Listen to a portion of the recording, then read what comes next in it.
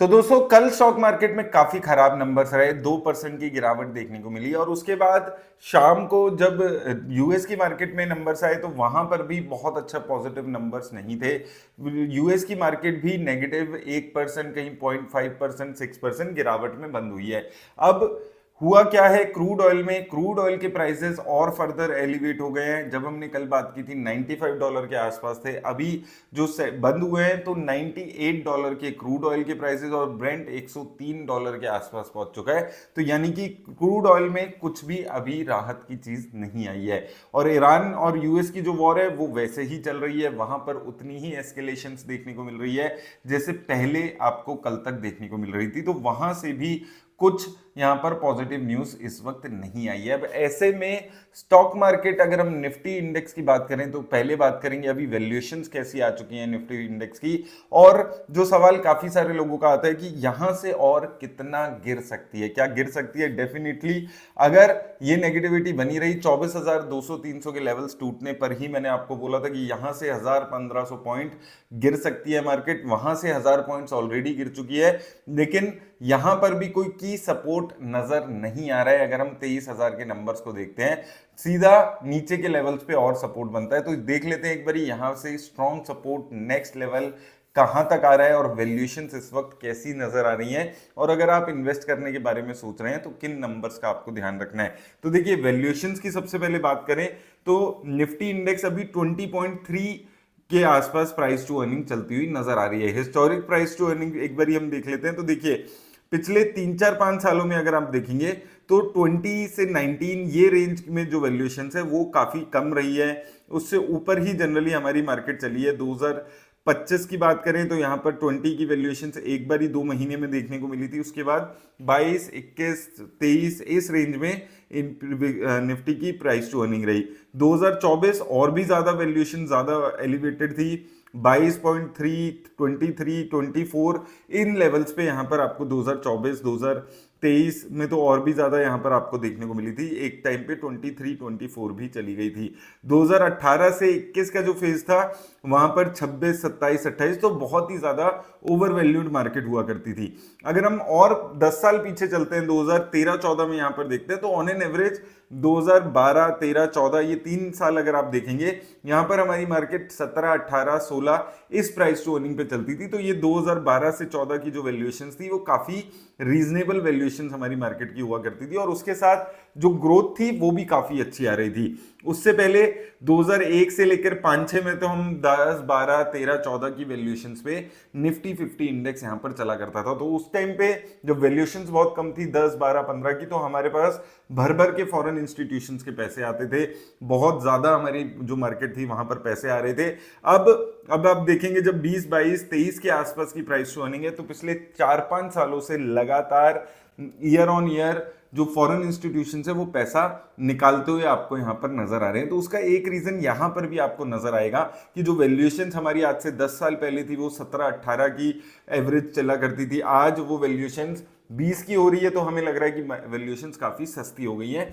तो हमारी मार्केट की जो वैल्यूएशंस हैं वो एक बड़ा फैक्टर इस वक्त प्ले कर रहा है कि क्यों हमारी जो मार्केट है उसमें आपको रिटर्न्स नहीं देखने को मिल रहा है। इसलिए मैं आपको 26,000, 25,000, 24,000 इन लेवल्स पे हमेशा बोल के चल रहा था कि ये जो वैल्यूएशंस है ये आपको दिख रहा है कि रिटर्न्स नहीं आई है, लेकिन उसके बाद भी हमारी जो वैल्यूएशंस है वो हाई नजर आती है। अब देखिए फॉरेन इंस्टीट्यूशंस ने क्या किया है यहाँ पर अगर आप देखेंगे पिछले 10-12 सालों के नंबर्स देखेंगे तो 2009, 10, 12, 13, 14 ये जहां पर वैल्यूएशंस हमारी 12, 15, 16 की थी, 12, 13, 14 यहां पर फॉरेन इंस्टीट्यूशंस ने पैसे लगाए। उसके बाद हमारी जो ऑन एन एवरेज वैल्यूएशंस थी वो 20, 22 के आसपास, कभी कभी 28 के आसपास भी गई है। तो वहां से फॉरेन इंस्टीट्यूशंस ने पैसा अपना निकालना शुरू कर दिया है।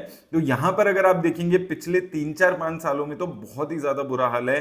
3-3 लाख करोड़ रुपए हर साल निकालते हुए फॉरेन इंस्टीट्यूशंस नजर आ रहे हैं। 2025 में 3 लाख करोड़ निकले, 2024 में 3 लाख करोड़ निकले, 2022 में 3 लाख करोड़ निकले और अभी सिर्फ 2.5 महीने लगभग हुए हैं हमारे इस साल को और 1 लाख करोड़ से ज्यादा पैसा फॉरेन इंस्टीट्यूशंस निकाल चुके हैं। 2021 में भी 92,000 करोड़ निकाला था। और यहां पर सीधी सीधी इनकी जो इन्वेस्टमेंट है ये वैल्यूएशन से लिंक्ड है, क्योंकि बाहर की जो कंट्रीज है और बाकी कंट्रीज है वहां पे 10, 12, 15 के आसपास की प्राइस टू अर्निंग्स चल रही हैं। वहीं इंडियन मार्केट में इस वक्त 20 के आसपास, अगर हम निफ्टी की बात करें, स्मॉल कैप मिड कैप में तो और ज्यादा ओवर वैल्यूएशन है। स्मॉल कैप इंडेक्स हमारा 28 के आसपास चल रहा है, मिड कैप हमारा 30 के आसपास चल रहा है, इतनी गिरावट के बाद।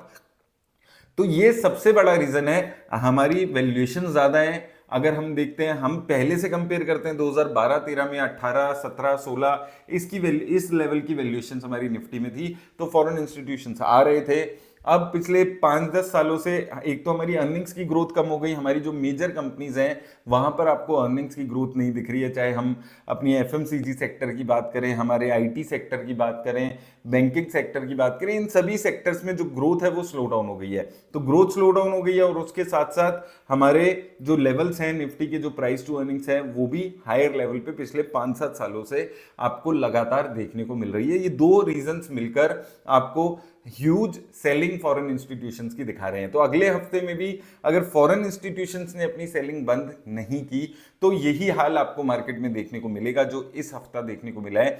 इस हफ्ते में, पिछले जो गया हफ्ता है उसमें 10-10 हजार करोड़ एक दिन में फॉरेन इंस्टीट्यूशंस ने निकाला है।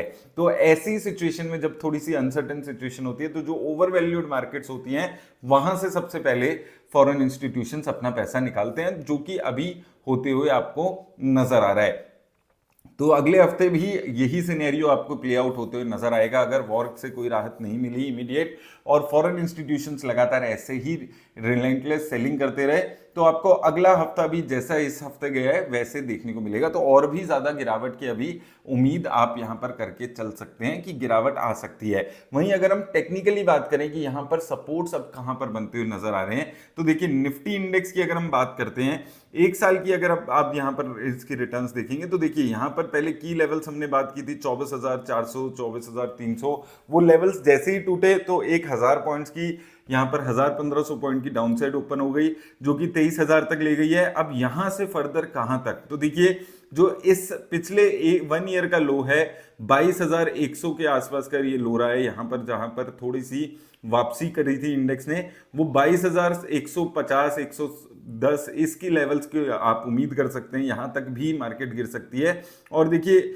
और एक जो सपोर्ट यहां पर हमेशा से रहा है तो 22,000, 22,100, 22,055, तो ये जो 22,000 के लेवल्स हैं वो नेक्स्ट सपोर्ट निफ्टी का यहां पर जो लॉन्ग टर्म, थोड़ा सा अगर हम चार्ट को बड़ा करके देखते हैं तो लॉन्ग टर्म में 22,000 के लेवल्स का सपोर्ट यहां पर बनते हुए नजर आ रहा है। तो स्ट्रॉन्ग सपोर्ट 22,000 का है सीधा 23,000 के बाद। इसके अलावा छोटे छोटे सपोर्ट आपको 22,800 पे, 22,600 पे भी दिख जाएंगे, लेकिन 1,000 पॉइंट्स की डाउनसाइड यहां से बहुत ज्यादा पॉसिबल है, क्योंकि 24,000 के लेवल्स के बाद जो हम 8-9 महीने जहां पर चले थे उसके बाद बहुत सारी डाउनसाइड यहां पर ओपन हो जाती है।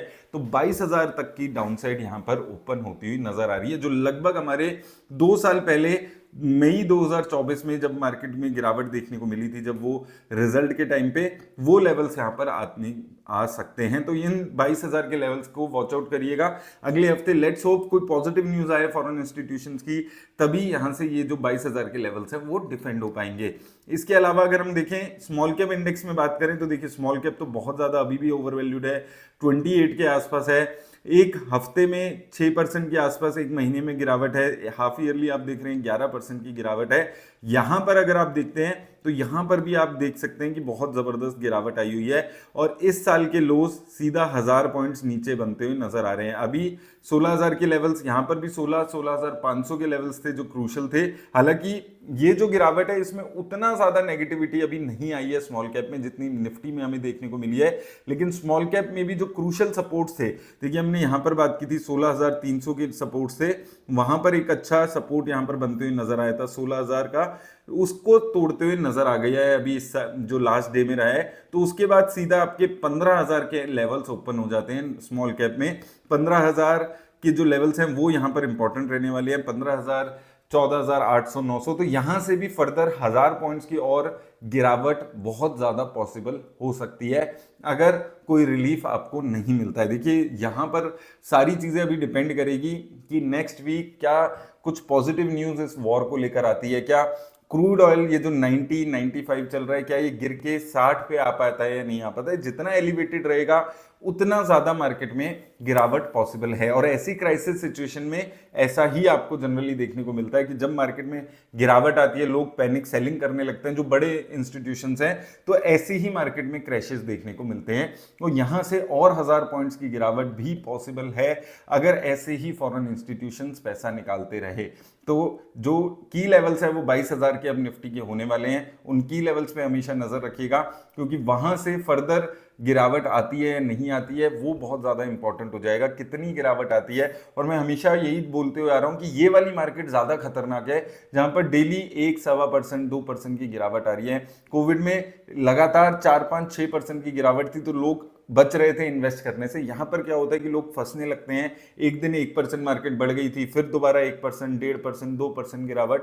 तो इसलिए थोड़ा सा अगर कोई पुल बैक भी आता है, कोई पॉजिटिव न्यूज आने के बाद पुल बैक आता है तो एक अलग बात है, लेकिन बिना किसी पॉजिटिव न्यूज के अगर पुल बैक आता है तो उससे थोड़ा सा सावधान रह के आपको इन्वेस्ट करना होगा। ये मत सोचिएगा कि सब पॉजिटिव नेगेटिविटी खत्म हो गई है। नेगेटिविटी सिर्फ तभी खत्म होगी जब वॉर की से कोई पॉजिटिव सिग्नल्स आते हैं, क्रूड ऑयल के प्राइसेस कम होते हैं, इंडिया जो रुपीस की वैल्यू है वो अप्रिशिएट होती है, अभी लगातार डेप्रिशिएट हो रही है, ऑल टाइम लो पे चल रहा है यूएसडी के अगेंस्ट। और तीसरी इंपॉर्टेंट चीज, फॉरेन इंस्टीट्यूशन जो अभी लगातार 5-7 हजार 10,000 करोड़ की सेलिंग डेली बेसिस पे कर रहे हैं, वो कुछ अपना जो सेलिंग है उसको बंद करते हैं। ये 3-4 बहुत इंपॉर्टेंट पॉइंट्स रहने वाले हैं अगर रियल मायने में यहाँ पर पॉजिटिविटी बनने की अगर कोई उम्मीद यहां पर बनेगी। नहीं तो 22,000 के लेवल्स हो सकता है आप अगले महीने हफ्ते या 1-2 हफ्ते में भी शायद देख लें। लेकिन उसके साथ साथ अगर आप इन्वेस्ट करने के बारे में सोच रहे हैं तो थोड़ा सा बच के थोड़ा थोड़ा करके इन्वेस्ट करने के बारे में ही सोचिएगा।